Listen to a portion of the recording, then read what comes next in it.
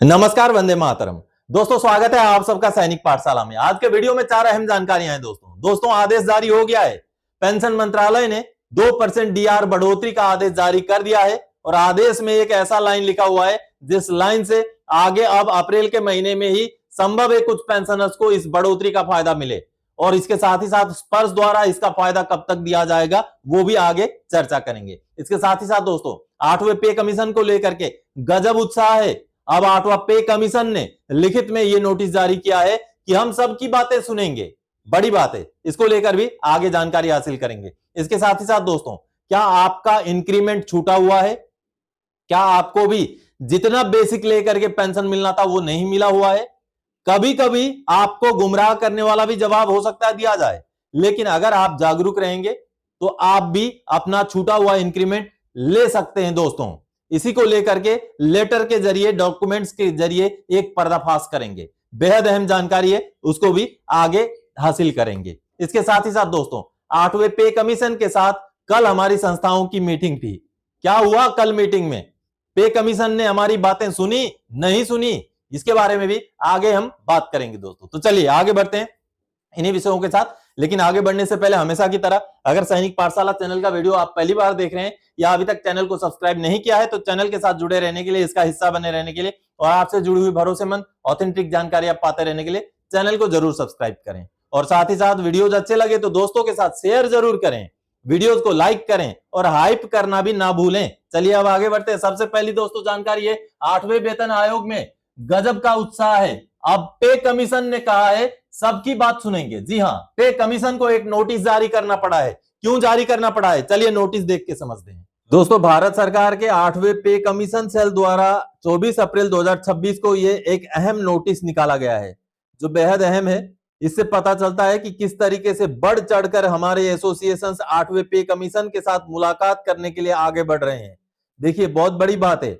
The 8th Central Pay Commission has received a large number of requests for interaction with the Commission for 28 to 30 April 2026 meetings at Delhi। यानी कि 28 से 30 अप्रैल 2026 के बीच में दिल्ली में जो पे कमीशन की मीटिंग होने जा रही है उसमें शिरकत करने के लिए, उसमें हिस्सा लेने के लिए बहुत ज्यादा संख्या में जो है रिक्वेस्ट प्राप्त हुए हैं। The commission is scheduling meeting with maximum number of union/associations during these dates। यानी कि जितना हो सके उतने ज्यादा हमारे संस्थाओं के साथ जो 8वां पे कमीशन जो है मीटिंग शेड्यूल करेगा, ये जानकारी दी गई है। However, due to compressed schedule, all requests for interaction during these days may not be accepted। यानी कि क्योंकि 28 से 30 अप्रैल तक का ही समय है तो ये कॉम्पैक्ट समय है, कम समय है, तो इस बात को मद्देनजर रखते हुए ये हो सकता है कि सभी का रिक्वेस्ट को हम एक्सेप्ट ना कर सकें इन डेट्स में 28, 29, 30 को।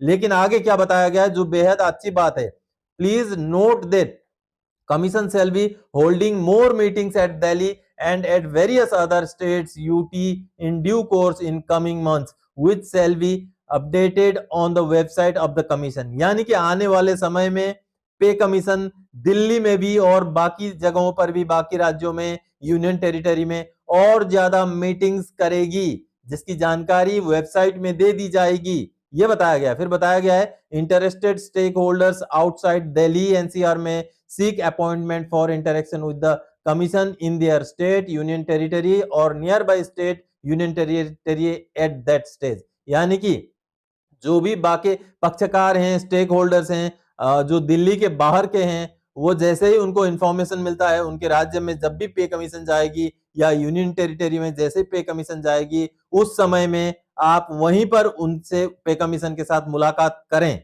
ये यहाँ पर जानकारी दी गई है। तो कहीं ना कहीं देखिए दोस्तों, बढ़ चढ़कर हमारे जो संस्थाएं हैं वो हिस्सा ले रही हैं पे कमीशन के साथ मुलाकात करने के लिए। पे कमीशन ने यह भरोसा दिया है कि हर संस्था के साथ मुलाकात होगी, हर राज्य में जाएंगे, यूनियन टेरिटरी में, केंद्र शासित प्रदेशों में जाएंगे और सबकी बातें हम सुनेंगे। तो अच्छी बात है, आप भी तैयार रहिएगा। अगर आप एसोसिएशन से बिलोंग करते हैं तो आपके एसोसिएशन को जरूर ही पे कमीशन के साथ मुलाकात करना चाहिए। और दूसरी चीज, आपने अगर अभी तक मेमोरेंडम सबमिट नहीं किया है तो जरूर करें। 30 अप्रैल तक आखिरी डेट है, क्योंकि जितने ज्यादा संख्या में आपके मुद्दे को सामने रखा जाएगा उतना ही आपके मुद्दे का इंपॉर्टेंस बढ़ जाएगा। चाहे इक्वल एमएसपी का मुद्दा हो, चाहे 2006 से पुराने पेंशनर्स को एमएसपी देने का मुद्दा हो, चाहे डिसेबिलिटी पेंशन का मुद्दा हो, कोई भी मुद्दा हो, जितना ज्यादा संख्या में मुद्दे को सामने रखा जाएगा उतना उस मुद्दे का इंपॉर्टेंस बढ़ जाएगा। इस बात को समझ के रखिएगा। इसीलिए अगर आपने अभी तक मेमोरेंडम सबमिट नहीं किया है तो सबमिट कर दीजिए। कैसे सबमिट करना है इसको जानकारी देते हुए मैंने लाइव समझा करके भी एक शॉर्ट वीडियो डाला है, उसको आप देख सकते हैं। चलिए अब अगली जानकारी दोस्तों, सावधान, आपके बेसिक पे पर झोल तो नहीं हो गया है। क्या आपका भी इंक्रीमेंट छूटा है? जी हां, ऐसा पाया गया है कि पेंशनर्स का इंक्रीमेंट छूटा है और जब पेंशनर्स उसको लेकर केस टेकअप करते हैं तो उनको गोलमोल जवाब मिल जाता है। तो चलिए ऐसे ही कुछ दस्तावेज के आधार पर आपको समझाता हूं कि कैसे पेंशनर को गोलमोल जवाब दिया गया। चलिए डॉक्यूमेंट देखते हैं। दोस्तों ये एक रिकॉर्ड ऑफिस का लेटर आप देख पा रहे हैं। रिकॉर्ड ऑफिस ने पेंशनर को ये लेटर एड्रेस किया है और पेंशनर है देखिए सी लालरोथफेला जी। अब इनको ये लेटर भेजते हुए नोशनल इंक्रीमेंट को लेकर के ये लेटर भेजा गया था। पेंशनर ने, लालरोथफेला जी ने ये क्लेम किया था कि मेरा एक इंक्रीमेंट छूट गया है, उसका भुगतान किया जाए। अब उसको लेकर के ये जवाब पेंशनर को दिया गया है। ये देखिए जनवरी 2026 का लेटर है और जवाब क्या दिया गया है?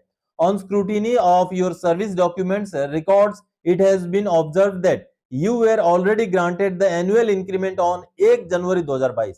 यानी कि आपके डॉक्यूमेंट्स चेक करके हमने ये पाया कि आपको 1 जनवरी 2022 को एक इंक्रीमेंट हमने दे दिया, एनुअल इंक्रीमेंट दे दिया। As per the existing rules and policy provisions the benefit of notional increment is admissible only in cases where an employee who have completed 1 full year of qualifying service since the last increment and retired on 30 June and 31st December on completion of their terms and engagement but before due increment on 1 जुलाई और 1 जनवरी respectively. यानी कि कहने का मतलब है कि कोई भी अगर 1 साल पूरा करके रिटायर होते हैं तभी उनको इंक्रीमेंट मिलता है। अब ये जो पेंशनर थे इनको जुलाई 2021 में एक इंक्रीमेंट लग गया था। अब रिकॉर्ड ऑफिस का कहना है कि जनवरी 2022 में भी हमने इंक्रीमेंट दे दिया, यानी कि ये जून 2022 के रिटायरी हैं तो 1 जुलाई को लगने वाला इंक्रीमेंट इनको नहीं मिलेगा। ये यहां जस्टिफिकेशन दिया गया है। Since you were already granted the annual increment 1 January 2022 you are not eligible for any further increment of notional increment for the year 2022। यानी कि 1 जनवरी 2022 को आपको ऑलरेडी इंक्रीमेंट मिल गया था, आप जून 2022 के होने के बावजूद भी आपको आगे और कोई इंक्रीमेंट नहीं मिलेगा। साफ साफ ये लेटर देखिए। अब इस लेटर में पेंशनर को जो बताया गया है इसकी हकीकत क्या है उसको समझते हैं।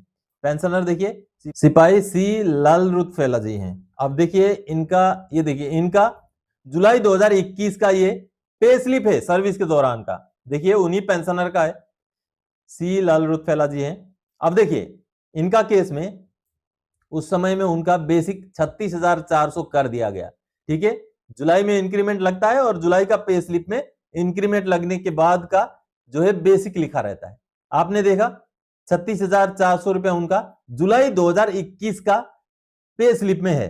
अब चलिए अगला पे स्लिप देखते हैं। अब ये रहा पे स्लिप अगला जनवरी 2022 का, जिसमें बताया गया था रिकॉर्ड ऑफिस द्वारा कि हमने इंक्रीमेंट दे दिया, लेकिन बेसिक कितना है? 36,400 ही है। अगर इंक्रीमेंट दे दिया तो बेसिक पे में बढ़ोतरी क्यों नहीं हुई? बेसिक पे 36,400 ही क्यों रह गया? अगर इसमें भी तसल्ली नहीं तो अगला देखिए। अब मई 2022 का ये है पे स्लिप, उन्हीं पेंशनर का है, आप चेक कीजिएगा। इसमें भी 36,400 है। देख लीजिए 36,400 जो इनका इंक्रीमेंट जुलाई 2021 में लगा था वही इंक्रीमेंट उनको आगे मिलता रहा। और अब देखिए उनका पीपीओ, जब वो रिटायर हुए तो उनका ये पीपीओ निकला और इस पीपीओ में आप देखिए 30 जून 2022 के रिटायरी हैं और उनका लास्ट इंक्रीमेंट जुलाई 2021 में लगा था। तो 30 जून 2022 के रिटायरी को पूरा 1 साल करके रिटायर हुए थे तो 1 जुलाई 2022 का इनको नोशनल इंक्रीमेंट लागू है। अब देखिए क्योंकि इनका पे डिटेल्स में अगर देखेंगे तो रिटायरमेंट के समय में भी इनका बेसिक पे 36,400 ही लिया गया था। यानी कि जो बेसिक जुलाई 2021 में था 36,400, उसी बेसिक के साथ ये पेंशनर रिटायर हुए हैं। तो रिकॉर्ड ऑफिस ने बोल दिया कि जनवरी 2022 में हमने इंक्रीमेंट लगा दिया। कहां गया वो इंक्रीमेंट? कहां गुम हो गया वो इंक्रीमेंट? अगर इंक्रीमेंट लगा तो बेसिक उनका 36,400 कैसे रह गया?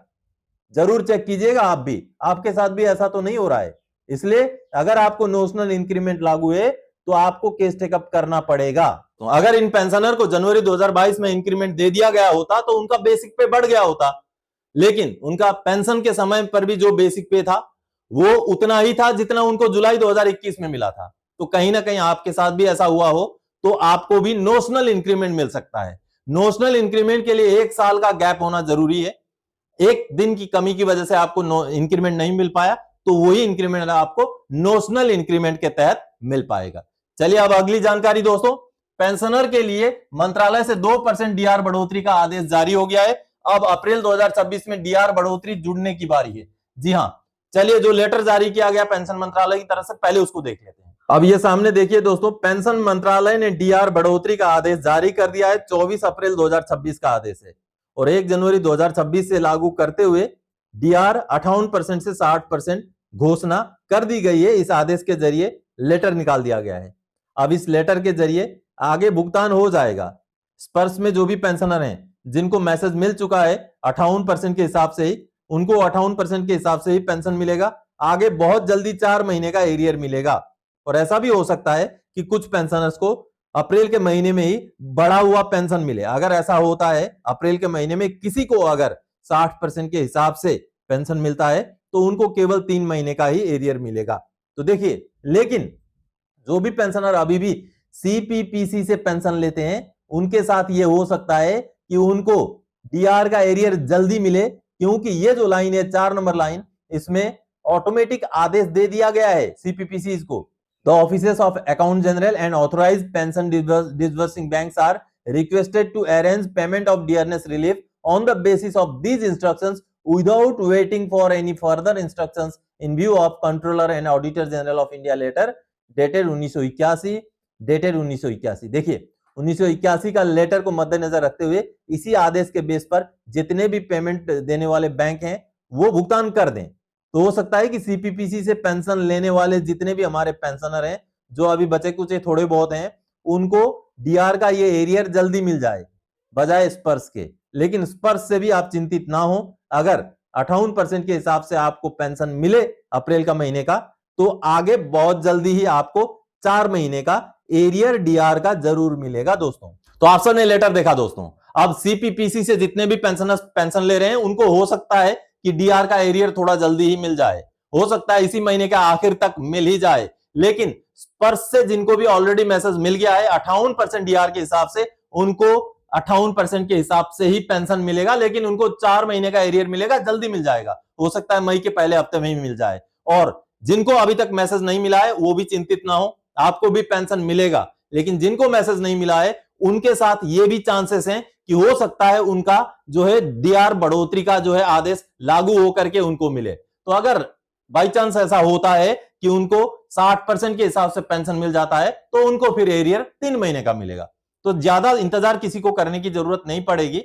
अगर किसी को बढ़ा हुआ रेट मिलेगा तो 3 महीने का एरियर मिलेगा, अगर किसी को 58% के हिसाब से ही पेंशन अप्रैल का मिलेगा तो उनको 4 महीने का एरियर मिलेगा। चिंतित ना हो क्योंकि आदेश अब जारी हो चुका है।